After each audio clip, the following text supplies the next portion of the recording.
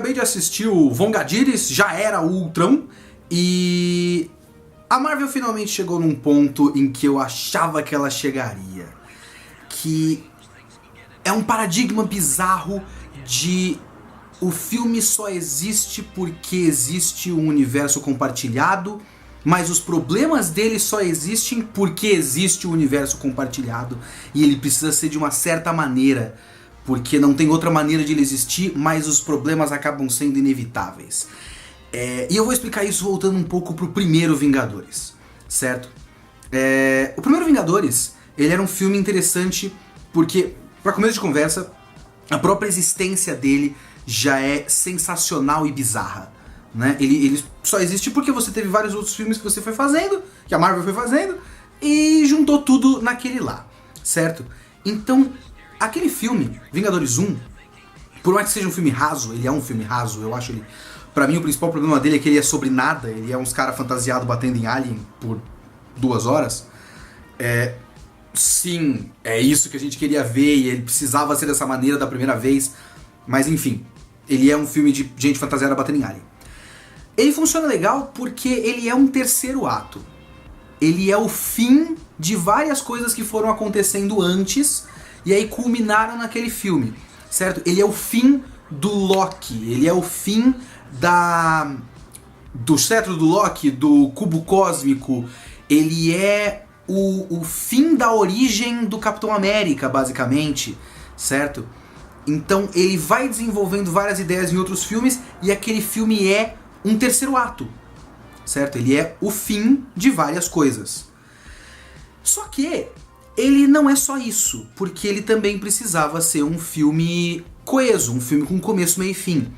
Então, o Vingadores 1 toma o cuidado de preparar o terreno porque ele tem uma história própria. Ele é a história da formação do grupo dos Vingadores.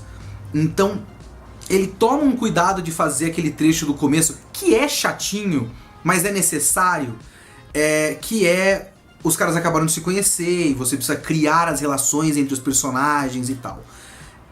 Então, ele começa com um grupo que não existe, mas os caras estão junto, até eles virarem um time de verdade. Isso é um começo, meio e fim do primeiro Vingadores.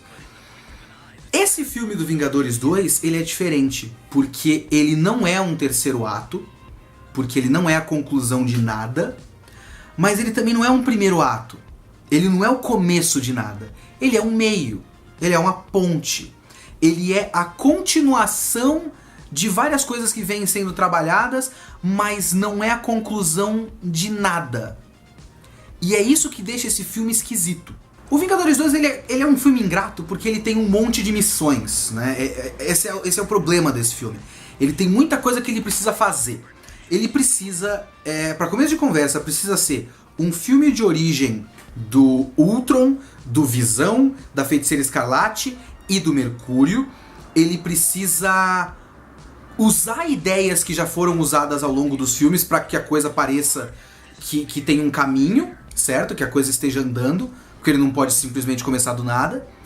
E ele também precisa preparar, no mínimo, o filme do Pantera Negra, o terceiro filme do Capitão América, o Guerra Civil, e a Guerra Infinita, do Thanos. Então, ele tem tudo isso pra fazer, ao mesmo tempo que ele também precisa ser um filme coeso, bem contado, com começo, meio e fim. Dessas missões, a que ele faz melhor pra mim é a origem do Visão. O momento que surge o Visão, e aí, eu não acho que seja spoiler, porque vocês sabem que tem o Visão, tem cartaz do Visão, né, gente?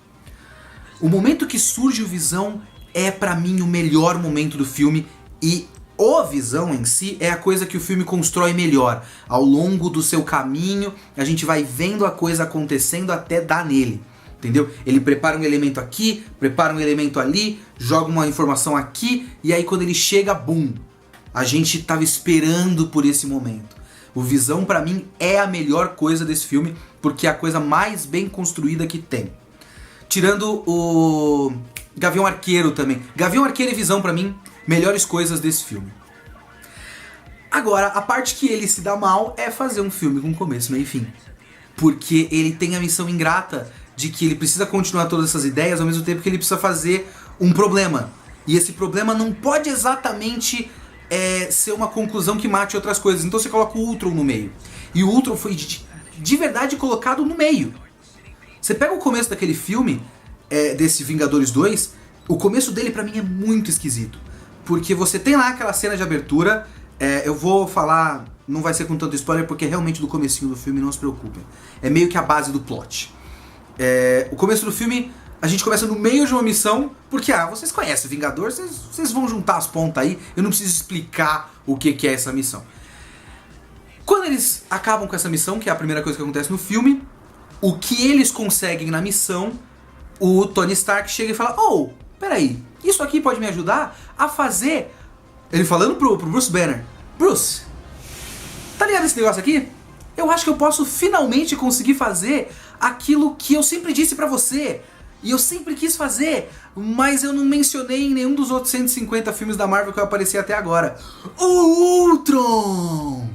Sim, o Ultron é uma continuação da ideia geral do Capitão América 2 e da ideia prática do Homem de Ferro 3.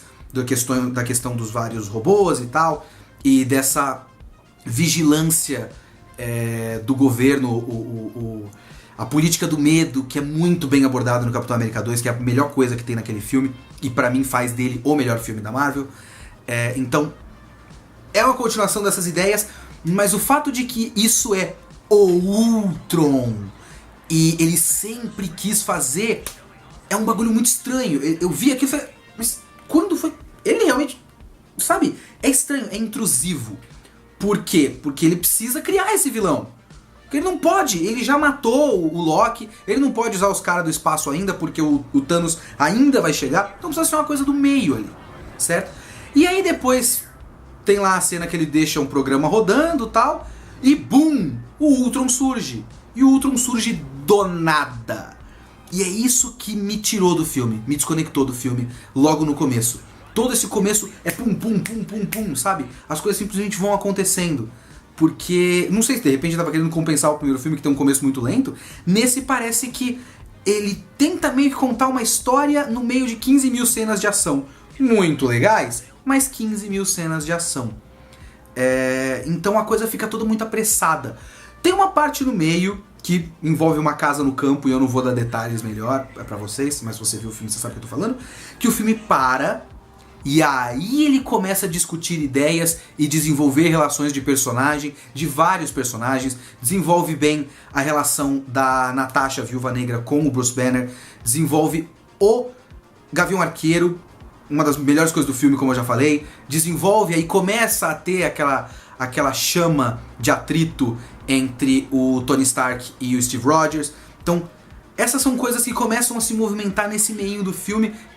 Que aí tem um trecho muito bizarro, de um Deus Ex Machina bizarro do Thor, falando: "Eu não sei o que está acontecendo, eu vou ver o que eu posso fazer." Daí ele vai no lugar e fala: "Agora eu sei tudo o que está acontecendo." Então, do nada também, tem muito disso nesse filme.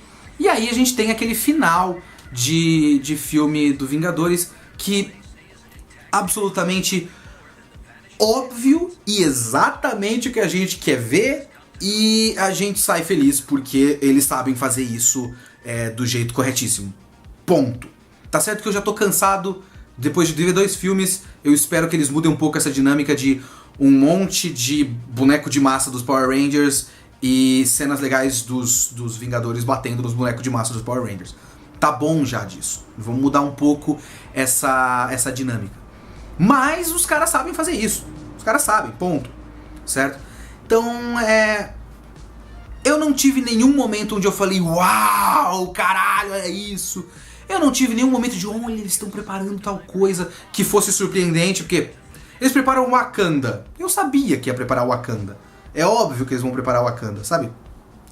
Não teve nenhum desses grandes momentos de expectativa pro futuro, nenhum grande momento de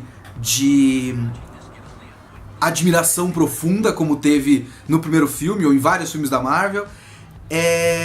E nenhuma ideia exatamente fecha, né? As ideias não estão exatamente fechadas. Ele começa a movimentar umas ideias que ele vai dar nisso depois. Ou as Gemas do Infinito, a Guerra Civil lá, o primeiro bagulhinho lá. Pequeno spoiler, eu vou colocar o aviso na tela enquanto estiver isso. Não tire o som do negócio. Agora a formação do novo time dos Vingadores, que também é meio que do nada, e eles podiam ter feito, por exemplo, o Falcão participar desse filme mais ativamente, para que ele já fizesse parte da equipe e tal. Acabou o spoiler. Então ele prepara coisas, mas ele não conclui nada e, enfim, é isso. E o filme acaba, sabe? Então, destaques pra mim. Visão, sensacional. Gavião Arqueiro, eu sempre esqueço o nome dele em português, eu tô com Hawkeye na cabeça. Gavião Arqueiro, muito divertido. Ele é o Hulk desse filme pra mim. O Hulk no Vingadores foi a parte mais da hora, o Gavião Arqueiro é a parte mais da hora desse filme. E, né, timing cômico, ação muito bem feita, efeitos especiais e tudo mais. Isso a gente não precisa... É tão lugar comum já, que a gente já sabe o que os caras sabem fazer, que só se eles cagarem muito é que a gente vai reparar. Então é um filme exatamente como você espera, só que meio esquizofrênico por conta de ter muita coisa pra fazer e alguma coisa ia ter que cair. E o que infelizmente caiu foi uma história com começo, meio e fim pra mim.